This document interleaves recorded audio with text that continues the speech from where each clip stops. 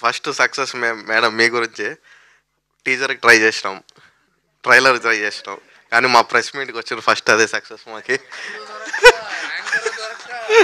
Anchor చాలా పెద్ద celebrity sir. మళ్ళీ ఇంకో పెద్ద సక్సెస్ పార్టీ చేస్తాం, ఆ రోజు కూడా మీరే రావాలా. నాకు ఈవెంట్కి రాకంటే ముందు చాలా కాలం తర్వాత ముందుగా బ్యాంక్ అకౌంట్లో పడిన డబ్బులు ఈ సినిమావే sir. Thank you for that.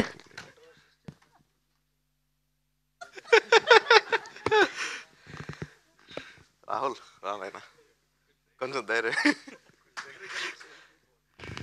Last 2 ఈవెంట్లో కూడా చెప్పినాను, నేను ప్రొడ్యూసర్గా సినిమా చేయలేదు, సినిమాని నన్ను ప్రొడ్యూసర్ చేసింది. అది చేసిన దానికి రాహుల్. నాకు ఇన్ని రోజులు ఏదో ఒక బిజినెస్ చేస్తున్నాం, చిన్న చిన్నగా, లైఫ్కి ఏం డోకాలేదు, మంచిగా బతుకుతున్నా.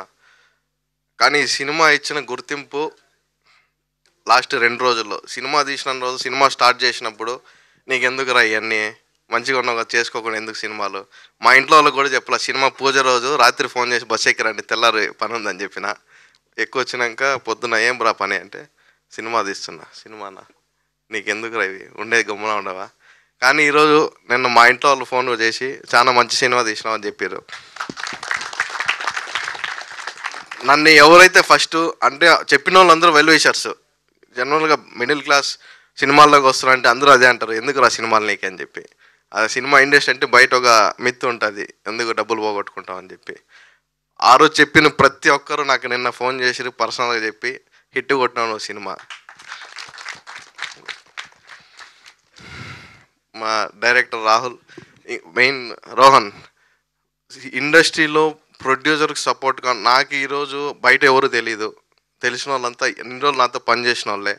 నాకు ఏమి ఇబ్బంది లేకుండా ఫస్ట్ మన గురించి చెప్తా. Rohan 8th class 9th class, Rohan మోసిన విధానం సినిమాలో అంత పర్సనల్గా తీసుకొని, మా ఉన్న అందరికి ఉన్న ఫేస్ మనోడు ఒక్క స్పీచ్ ఇస్తే 2 మిలియన్ 3 మిలియన్ వ్యూస్ బాధ్యత తీసుకొని చేసిన ఆ వయసుకి. రోహన్ చాలా థ్యాంక్స్ నీకు. మా తిరువీరన్న ప్రొడ్యూసర్గా నాకు టెన్షన్ ఉండింది, ప్రెజర్ ఉంది, ఏం చేయాలో తెలియదు.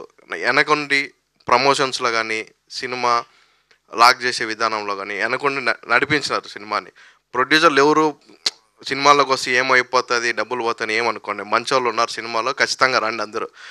ఎంటర్టైన్మెంట్ ఇండస్ట్రీ అనేది రాబోయే కాలంలో బిగ్గెస్ట్ ఇండస్ట్రీ. ఇన్ని రోజులు అందరూ సాఫ్ట్వేర్లోకే, కన్స్ట్రక్షన్ ఫీల్డ్లో కాదు, ఎంటర్టైన్మెంట్ ఇండస్ట్రీలో పైసలు ఉన్నాయి, అందరూ రావచ్చు.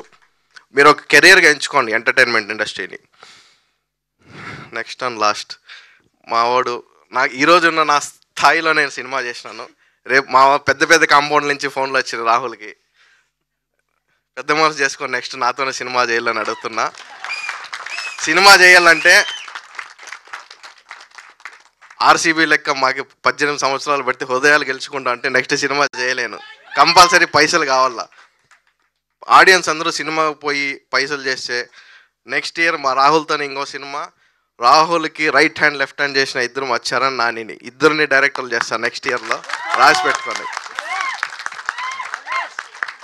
జర్నలిస్ట్గా నాకు వేరే వాళ్ళకి సహాయం చేయాలంటే, ఇండస్ట్రీలో డైరెక్టర్లకి ఎట్లుంటుందంటే, ఇప్పుడు సినిమా చేస్తే 6 నెలలు అయిపోయింది, ఇంకా పని లేదు, నెక్స్ట్ సినిమా స్టార్ట్ అయ్యేంత వరకు ఉండరు, పని ఉండదు, ఖాళీగా ఉంటారు.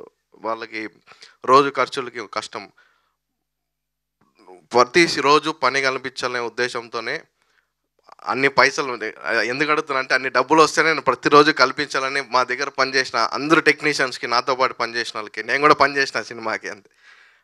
ఖచ్చితంగా పైసలు ఇస్తే నేను ఖచ్చితంగా వాళ్ళందరితో ప్రతిరోజు పని కనిపించాలి. అదే నేను ఇండస్ట్రీకి చేసే పెద్ద సహాయం అనుకుంటున్నా. ఇప్పుడు సినిమా చూసిన వాళ్ళందరూ హృదయాలు గెలుచుకున్నాం. నెక్స్ట్ సినిమా చేయాలంటే అందరూ ప్రతి ఒక్కరు పోయి సినిమా చూడండి, చూస్తేనే నెక్స్ట్ ఇయర్ 2 సినిమాలు వస్తాయి మా బ్యానర్ నుంచి. Thank you. ఇంకో విషయం, చాలామంది సెలబ్రిటీలు ఇన్స్టాలో ట్విట్టర్లో పోస్ట్ చేసినారు, రవి సార్ పర్సనల్గా వచ్చి వాలంటీర్గా మాకు సపోర్ట్ చేసినందుకు చాలా థ్యాంక్స్ సార్, మీకు ఏదో రోజు నా రుణం తీర్చుకుంటా సార్, మీకు చాలా థ్యాంక్స్. థ్యాంక్ యూ సందీప్ గారు, థ్యాంక్ యూ సో మచ్.